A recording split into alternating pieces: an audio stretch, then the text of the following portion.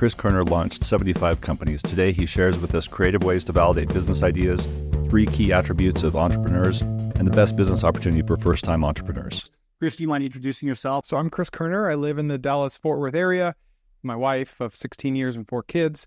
And I've got a couple business degrees, but I've never used either one. I love starting businesses. It's like my passion, my profession. It's everything. It's my whole life. So it comes naturally to me, which doesn't mean I'm good at it. It just means it's what I always default to, whether I like it or not. So, well, you've had some good ones, though. What would be a big success for you? I had an e-commerce company that we got to 10 million in profitable revenue in 3 months. That was kind of an outlier. And then I have another e-commerce story that was just kind of steady Eddie, like grew every year, 30-40%. And it took through almost 4 years now to get to about 5.5 million in revenue. So, okay, great. And I've wondered, are you a coder as well, or do you hire out? You do a lot of software startups, right? I don't do a lot of software startups, actually. No. Software has been a component of some of my startups, but I don't know how to code. Great. So do you end up working with the same people over and over, or how do you handle that? My brother-in-law is just a rock star engineer. He's super, super good. And so he usually builds what I need. Well, great. Well, good. And why entrepreneurship at all? You could double business degrees. You could be middle management somewhere. Why this? Well, I was 9 years old living in Logan, Utah, and kind of a lower middle class family. And we just didn't have money for extra stuff like bikes or toys or candy. And so I started selling used golf balls that would fly into my front yard. I lived across the street from a golf course, and I don't know. It just came naturally to me at that time, and I got a taste for it.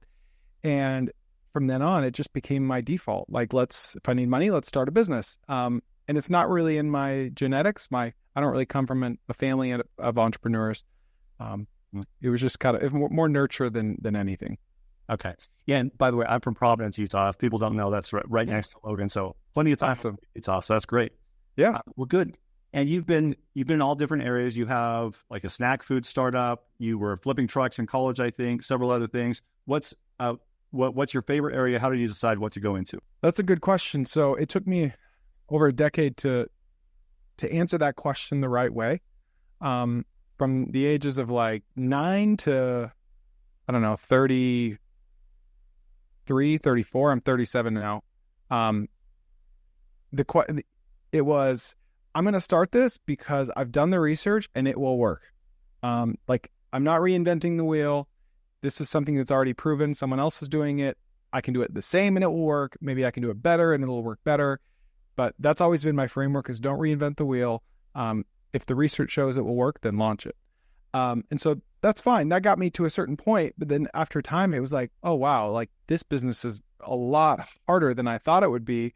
And when you have a zillion ideas and at any given moment you could launch 5 different things, like, why just pick one that will work if you think all 5 will work? And so now my framework is, that's step 1 now of 2. Step 1, research done, box checked, this will work. Step 2, is this worth the opportunity cost, the time, the headache to launch this, or should I launch something that's easier to launch and or manage? Mm-hmm. So when we're licensing university technologies to people, we often think, well, they need to be focused on this one thing. We need to make sure that our product is their thing. But you're the opposite end of that, right? You've gone completely the other direction, do many things at once. And it sounds like, is it risk management? Is it you're hedging your bets because you have multiple irons in the fire? Is that the thinking? That's probably a secondary reason. The primary reason is I'm just insanely curious and impatient. And so if you take like this toxic cocktail of 3 things, very like above average curious, above average impatient, and then above average amount of ideas just coming to me, you put those together and I'm just always launching things. Like, I'm just impatient and I'm curious and like, will this work? And so I just launch. And over time, you kind of amass a graveyard of half-launched ideas or abandoned ideas, and I pushed back against that for a long time. And now it's just like, that's my process. And the things that really work, the things that keep me up at night because I have product market fit and like customers are just beating down my door, like I will naturally find time for those because the market's showing me that this is special, right? So if venture capitalists are investing in companies, I mean, they're thinking the same way. I'm going to invest in 10 companies. If 2 of them do well, they feel like that's a win. For you, what's kind of the win rate? What percentage do you expect to succeed?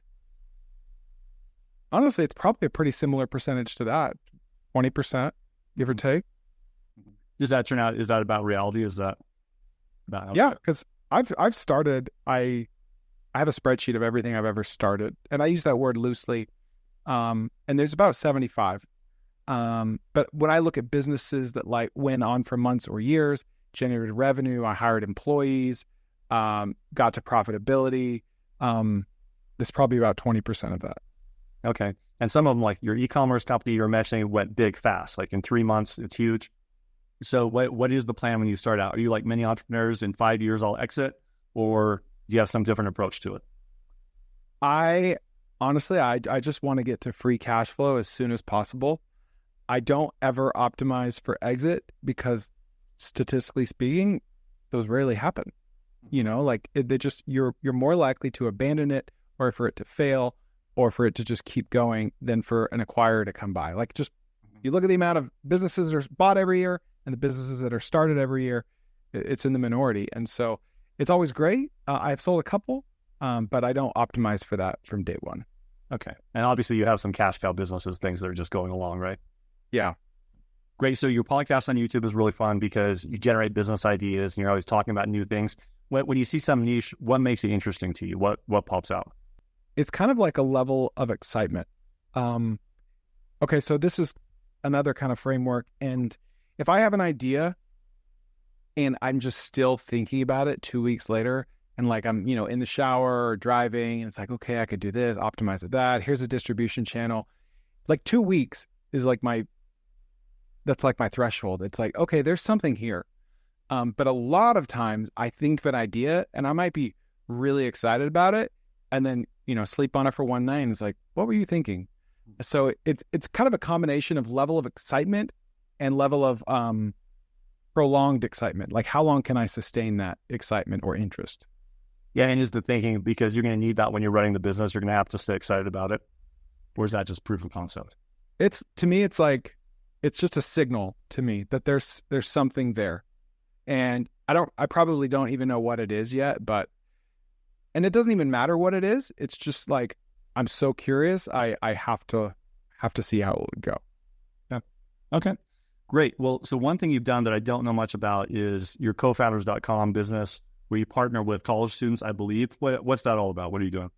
Yeah. So the original thesis for buying that domain name cofounders.com was to be, it's not really a holdco. It's not really an incubator. It's a combination of both. So I just told you all these ideas that I have. Co-Founders originally was meant to be a place where I could give these ideas to entrepreneurial college students and help them launch them, give them a big chunk of the business, fund them, pay them a salary, and like give them the roadmap, but say, you're driving, like text me when you need something. And we did that for a while, and we're still kind of doing it with the first cohort successfully. But it's like, it's hard to scale. It's a lot. So we still want to get back to that, but right now, Co-Founders is just acting as like more of a holdco. Like we start things, sometimes it's with the college student, sometimes it's not, and it all goes under the LLC umbrella. Okay. So lately I've been super interested with venture studios. So there are different types of VCs who they might just be looking for an idea. They build everything, or maybe they're looking for an idea or a founder. With Co-Founders, it looks like you've got the idea, so you're just looking for the founder. If it's right for a student, then you'll go with them, right? Yeah. I mean, it's similar to a venture studio, but there's not really a name for it. It's kind of unique. Yeah, I haven't heard of that. And here our favorite thing to do is launch student startup companies. So how do you know that a student is going to be a good entrepreneur? What are some standout traits for you? We have 3 traits we look for. Humility, just like they're moldable. They're willing to learn. They want to learn. And then gratitude, believe it or not, and I've heard recently that humility and gratitude are twins, right? That was more of in a church context, but you could probably combine them, humility/gratitude. And it's just like, we've just noticed that when students are super grateful for the opportunity, they outperform. And it sounds obvious, but it's like when you go hire someone that might be a rock star and they're like, yeah, well, I'm choosing between this job and 4 others. And, that even though if on paper they're a rock star, they might not work out. Whereas if they're really humble and grateful, like they're not going to mess it up. And then, so the second or third, depending on how you look at it, trait is energy, just high energy. They could be an introvert, they could be an extrovert, but we just want to hang up the phone with them and just feel more energized after speaking to them. It just makes our jobs a lot funner. Okay, so they're excited about something, Yeah. something. Okay, good. Yeah. And then, so that's how you're running co-founders. You've talked in your podcast and elsewhere in social media, you've talked about how your approach to risk-taking, you like to start small and take calculated risks. Can you walk through that for us? Like, how should we approach risk? Yeah, just the more I'm in business, the more I realize like you don't need to spend a lot of money to validate a concept. I don't care what it is. Like, we're not trying to make silicon chips. We're not trying to compete with NVIDIA or make another automobile. Like, even if you're starting a restaurant, which is expensive, like real estate, it really doesn't matter. There is a creative way to validate any idea on the planet. And so when you're kind of new to entrepreneurship and you're still learning, you're more likely to fall into like these more traditional frameworks of, okay, let's do a business plan. Let's go do this. Like, we want to start a restaurant. We got to go find a lease. We got to buy an oven. We got to do this. It's going to be $500,000. We'll get an SBA loan. But then like the more you learn, the more you're on Twitter and you put yourself out there and you're reading articles about AI and you're talking to people and you're networking and you're like, okay, if we want to start a restaurant, like, why don't we just start cooking things for people that are walking around campus and take a survey? And there's just so many creative ways of validating concepts before you have to actually launch. Mm-hmm. Yeah, so we have some interns here who validate technologies for us. They try to talk to hypothetical end users. What are some good validation tools you've seen? Yeah, so I like PickFu. Have you heard of that? Maybe. What does it do? It's kind of like a very, very affordable focus group software, pickfu.com, because it, like, you can say, hey, here's my logo. Which one resonates? Which one says to you soccer mom more? And then you can show that only to soccer moms and they can vote. And it's like $1 a vote. So that's really, really good for validating concepts. Otherwise, like, I look at Google keyword tool and I'll see, because it tells you right there, what is the search volume on a by state, by country, or world basis, and what is the growth of that keyword volume, and what is the competition for people bidding on it. That tells me a lot. For instance, we launched a lead generation website for pet cremation services, and it was very clear. It took us 5 seconds. We go to Google keyword tool, and it's 30,000 people are searching for pet cremation. We knew that lead was worth $40, $50. The top of page bid was $1. The competition was low. And so we thought, okay, like the 80-20 of that research, like we did more research, but the 80-20 of it took 5 seconds and we launched and it worked, So Google Trends, Google keyword tool, PickFu, Reddit, searching old subreddit posts, posting to Reddit, posting to Twitter, getting a bunch of comments, Card, C-A-R-R-D, to make a landing page. You can push paid ads to it. You can test copy on the landing page. You can test logos. You could test form. You want more fields or less fields. Or just cold email, sending out, let's say you're selling software and you want to know what the price point should be. Should it be $10 a month or $100 a month? Scraping a list of targeted customers and sending an offer just in the first email. Hey, we offer this software and it's $10 a month. We offer this software and it's $100 a month. Would you buy this? And if, 20% of people say yes to 10 and 10% of people say yes to 100, maybe we should be 100. We net out ahead. So stuff like that. Okay, great. Thanks. We'll definitely try some of those. You shared some of this in your content, in your podcast and elsewhere. I think I see you mostly probably on YouTube and LinkedIn. I know you're on Twitter and elsewhere. How have you become a content creator? How does that play into kind of your business enterprises? Are you asking like how does one, or how did I get started? Well, how does content creation help you? Like if you're just doing it for fun, I completely get that. But or the business model. Yeah. So, oh man, At this point, I don't know what I would do without having an audience of some sort. So for instance, let's say I record a podcast, we talk about 4 different business ideas. And this is kind of back to the market validation question. And in 2 weeks, when that podcast is edited and ready to go live, I want to promote the podcast. But I can't promote it by saying, come listen to this podcast, because we talk about idea 1, idea 2, idea 3, and idea 4, because everyone's like, what? So I want to know what idea sells the best. And sometimes it's what I think, but a lot of times it's not.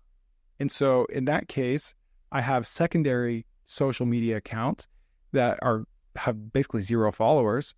And I will just grab my phone like this, point it at myself, 10 seconds, and say, business idea, blah, blah, blah, blah, blah, blah. And then business idea, blah, blah, blah, blah. Do that 4 times, same background, same everything, same length, keep it all the same, and then post it to Instagram, TikTok, and YouTube Shorts. And since I don't have any followers there, it's purely like the algorithm, it'll push it to 200 to 1,000 people. And then that will tell me, I'll look at the retention. Do people watch 2 seconds of it, all 10 seconds, 15 seconds? Maybe they're watching it 1.5 times. Are they commenting? Are they liking it? And then it's very clear to me, wow, everyone resonates with this idea. So now when I go to promote that podcast, I'm going to lead with this idea. That's super smart. And you get different results on the different platforms, or usually? It's very consistent. It really is. I could probably just do it with one of them and get the same results. Yeah. Might as well hedge your bets. Yeah. Great. And how long have you been involved in content creation? How long have you been doing this? So there's been like different tiers of it. So you familiar with Quora? Yeah, sure. So I was writing on Quora by 2014, 2015, occasionally, while my kid was practicing soccer. But that kind of taught me how to write strategically, but not really trying to build an audience or anything.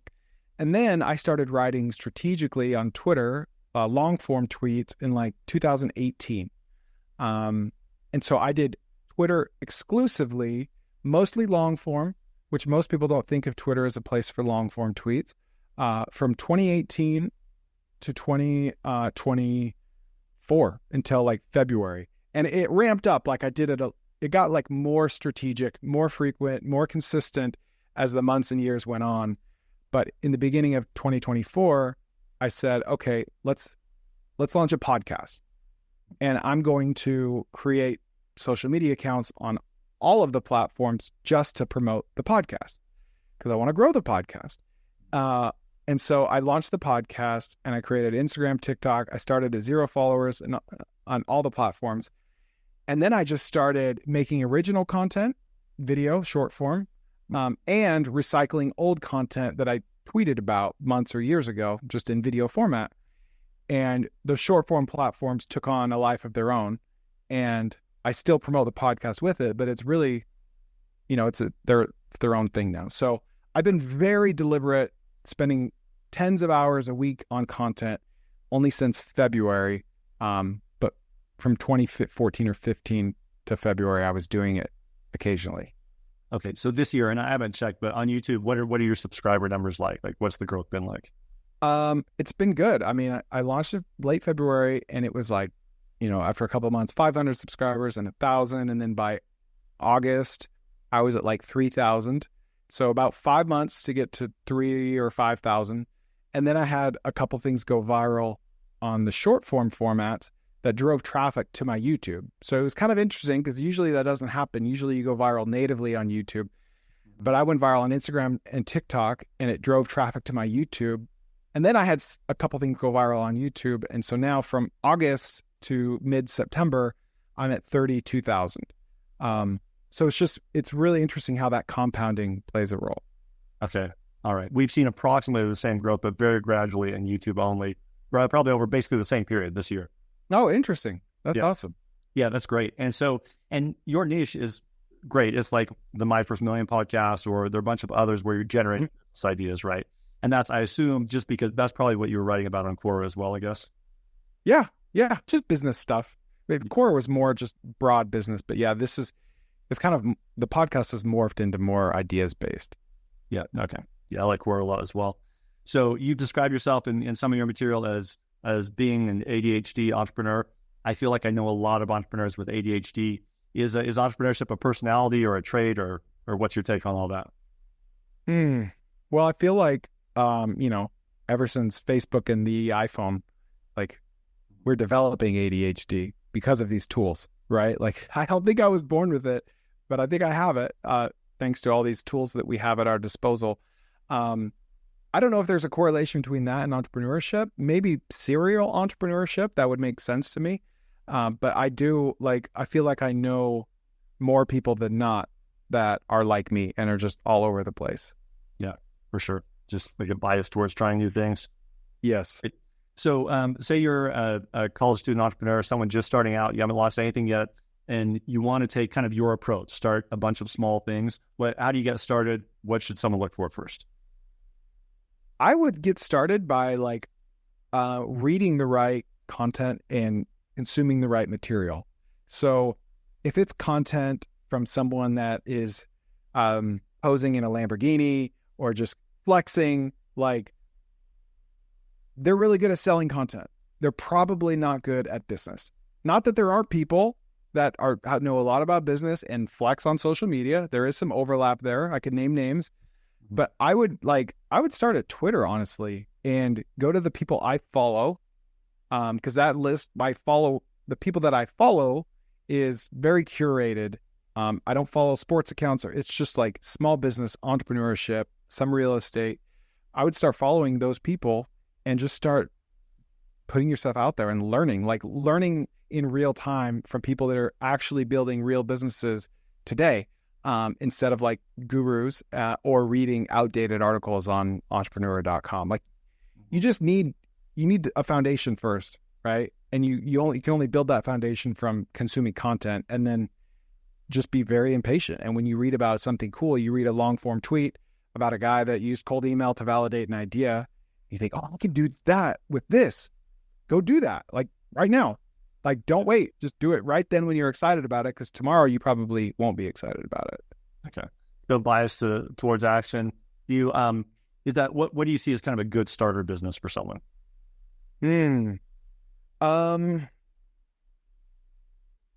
I think that any agency, it's hard to go wrong with an agency. For instance, a lot of people hear agency and they're like, okay, what is that? Learning cold email and then offering to send cold emails for people. Learning email marketing, such as e-commerce email marketing on tools like Klaviyo, and then offering to send emails for e-commerce brands. Learning Facebook ads, learning Google ads, Snapchat ads, like learning these tools inside and out for yourself, and then going to local small business owners and offering help managing their Google My Business profile, managing their Facebook page. I had a podcast with a guy from Utah, Brandon Doyle. He owns a ton of agencies, and he was very generous with his not holding back any information. And he talks about how to start your first agency and how to start with 0 customers until you can charge $3,000 a month per customer. I really like that advice because it doesn't cost any money to start a service business, especially if it's digitally based. Mm-hmm. So yeah, if you're willing to hustle and figure things out. Well, great. Well, here, let me put you on spot with the technology that's had us a little baffled here. A few months ago, we did a profile and we did an episode on our YouTube channel. It's a crowd noise technology. So we've done it in the Marriott Center for basketball games here at BYU.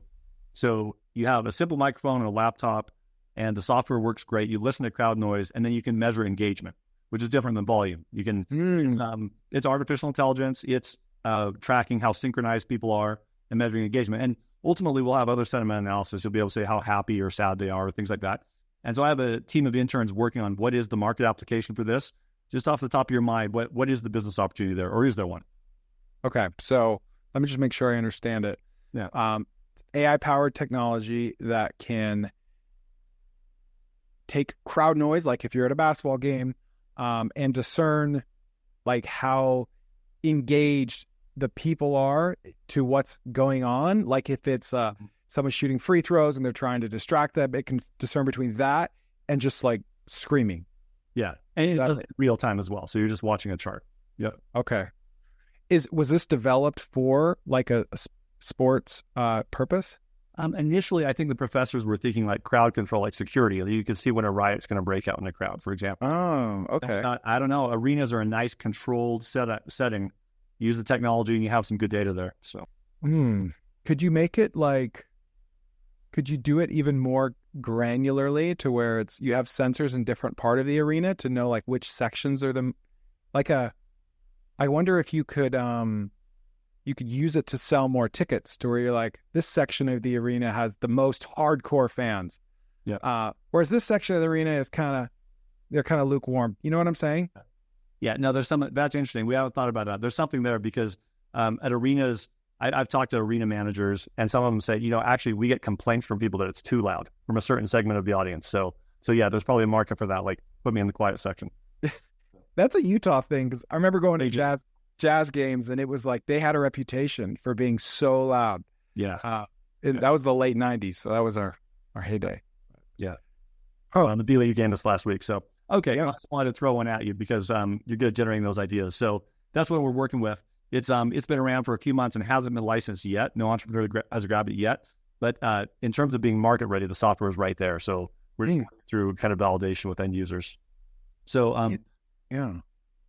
Okay, well, let me know if anything else occurs to you. But I know we're almost out of time, and I wanted to get your take also on AI tools. You mentioned them a little bit earlier. I think it's kind of a topic you're excited about. I'm excited about it.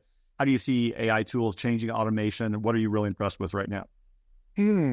Man, I don't use a lot of like really unique underground AI tools. I use like ChatGPT has basically replaced Google for me almost entirely. Yeah. And I've started using Perplexity.ai a lot. Are you familiar with that? Yeah, people like it a lot. I haven't gotten into it yet, but I will. Yeah, it's just like, if you're into like statistics and numbers and asking very specific questions that might scrape a more granular knowledge base, like studies, research reports, things that are numbers based, it works really, really well for that. I love the idea of using Zapier plus ChatGPT to have more conversations happen, not just like chat bots, but like taking care of customer service complaints through email. That sounds and feels very natural. I have done that with one of my e-commerce businesses. It's a lot of fun and it works really well. But outside of that, I think that we're still far earlier than a lot of people realize, because I got over exuberant and I tried making an LLM of my own content and, attaching it to my Gmail, and I was very underwhelmed. So as impressed as I am with AI and as I use it every day, I still think we're still way too early for a lot of the broader applications. One tool that we did an episode on that we like a lot is Enhanced AI. It's some BYU grads developed it, but it allows you to put together a process, kind of a workflow, and then chain together different AI tools. So that's kind of nice. They just introduced the forum features I need to check out. Haven't yet. But well, good. Well, that's exciting. Well, Chris, thanks for taking the time with us. Super interesting. You're doing a lot of great, fun things, and this is super helpful for entrepreneurs. Appreciate it. Thank you. Yeah, it was fun chatting. And you're from Logan to boot. Look at that. So. That's right. Yeah. All right. Thanks, Chris. All right. Thank you, Dave. Yeah.